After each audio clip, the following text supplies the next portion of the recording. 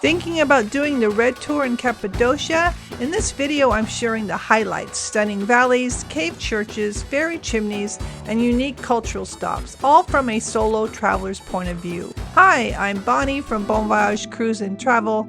I have taken over 50 cruises and visited more than 72 countries, and I always love helping you feel confident and inspired when you travel.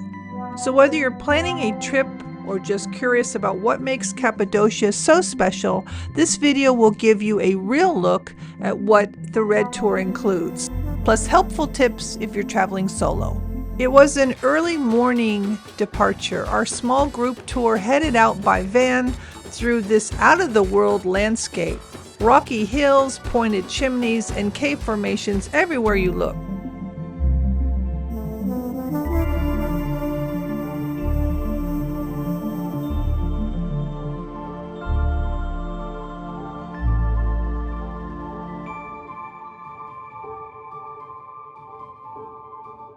I had no idea what this day would bring, but this tour ended up being one of the most memorable of the entire trip. Our first stop was Uçhisar Castle, but actually it was the Paradise Valley below it, and it was near the Pigeon Valley, and it was a beautiful area for hiking. There was a trail for walking, and we looked around there, but we could see the Uçhisar Castle from a distance up on the hill. It is the highest, one of the highest points in Cappadocia, and it is a natural rock fortress that overlooks the whole region. A man was telling me that you could easily get there by Uber app, and it would be a taxi, but it is a bit of a hike straight up to the top. At the summit, there's a bell tower and a quiet little viewing area, and you can take in the landscape from above. It's not expensive and definitely worth the climb if you're up for it. Our next stop was the Göreme Open Air Museum, a UNESCO World Heritage Site. That church never seen sunlight, so the colors are not faded away. That's why we call the place Dark Church.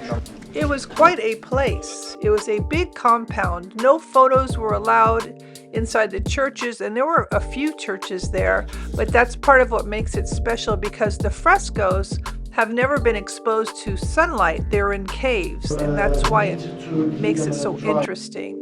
It was served by a monastic retreat for Christians. From the 4th to the 13th century, there are churches, chapels, dining halls, and even a convent carved right into the rock. It felt like a peaceful, self-contained world, almost like a hidden village in the hills. So old, from the 8th and 9th century, I mean, you can't take pictures.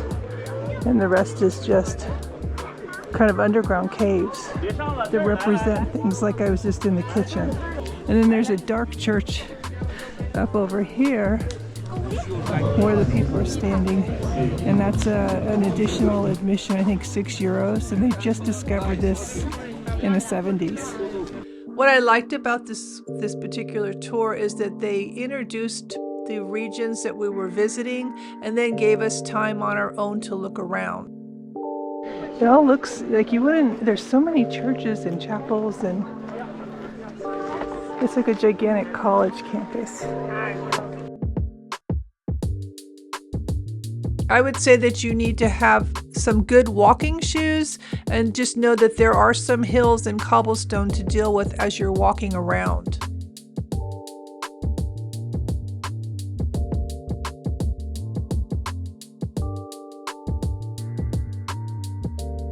The dark church. It's a little congested here, but nothing like, say, Athens or... The Goreme Open Air Museum had a gift shop and a place to get something to eat. It was a lot of walking kind of in hills and in dark structures, so you need to be kind of sure-footed. Love Valley in Cappadocia, Turkey is known for its unique rock formations, often referred to as fairy chimneys, and it was created by volcanic eruption and then erosion by wind and water. A volcano way, you kind of see it, and that is for skiing. And visitors that come to Love Valley often hike, ride horses. A lot of them float over the area by hot air balloon in the morning. The views are striking and full of natural beauty. And after that stop, it was time for lunch.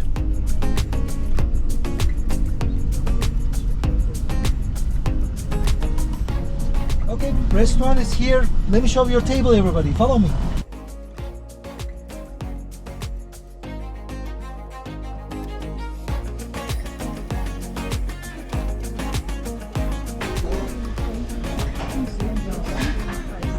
Oh, this is like a meatball. I think it's minced meat with lamb and some type of beef. It almost looks like a pita.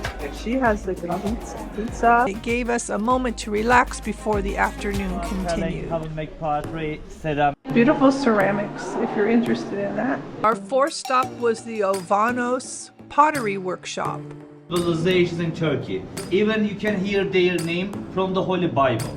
And my We family visited Avanos. It's a small town known for its to thousands of years, and we stopped at a family-owned workshop that's been running for 6 generations. my elder brother. But unfortunately he's much more handsome than me. This is the oldest technique in Turkey. And dear guests, you know Turkish hospitality. What would you like to drink? Turkish tea, apple tea, wine, we have got local wine or water. The work was beautiful, handcrafted, high quality, and definitely on the pricier side, but a great souvenir if you're looking for something special. I personally didn't buy anything, but I loved watching the demonstration. It's common to have carpet or pottery stop on Turkish tours, and some people enjoy it. Others might feel like it's a sales pitch. I mean, you can always just say no thank you and wait outside if it's not your thing. It's an old place. 6 generations of ceramic people. They're beautiful things. Next, we went to the Göreme Valley, which is also called Imagination Valley. And here, this is a place that's all about seeing images in the rock. So we have a snail, a whale. There's Queen Elizabeth, an upside down elephant. Some look like animals, others like people or objects. I had a hard time spotting some of the shapes, but I did see the snail. And it's a fun, quirky stop, a little different from the more structured sites earlier in the day. In our final stop, we ended the day at Monk's Valley, also known as Paşabağ.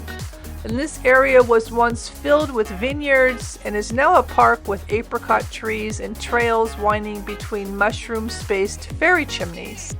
Looking at these mushroom formations. These are the mushrooms. Maybe that's why. These crazy rock formations.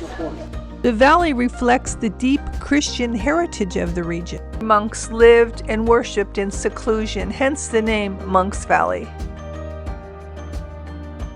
Some of these rock formations have 2 or 3 chimneys stacked on top of each other, and one cave was once the home of Saint Simeon, who lived here as a hermit for 15 years. The region felt very peaceful and quiet, and a great way to wrap up a full day of exploring.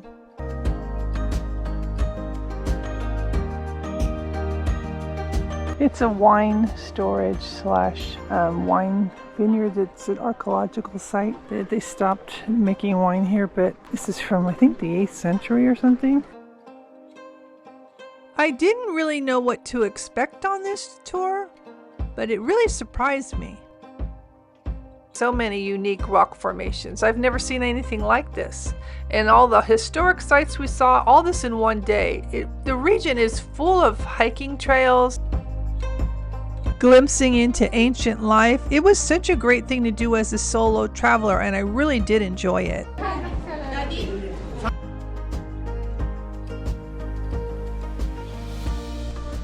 Crazy looking place.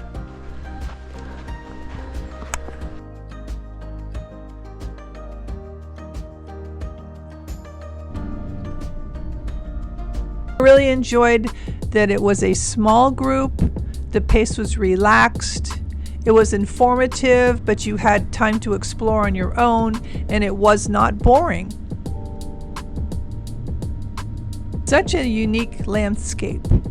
And just know that the Red Tour lasts about 8 hours. We cover a lot of area, and it does include a fair bit of walking, like I said, sometimes on uneven ground, so comfortable shoes is really a must. Know that it can be kind of cold in October or November, so I would bring a warm jacket. Thank you so much for watching. I have a full Cappadocia playlist with more highlights and tours from this trip, so be sure to check that out. And if you found this helpful, informative, or you learned something new, please give this a thumbs up and subscribe for more travel insights. Thank you so much for watching. Happy travels, and until next time.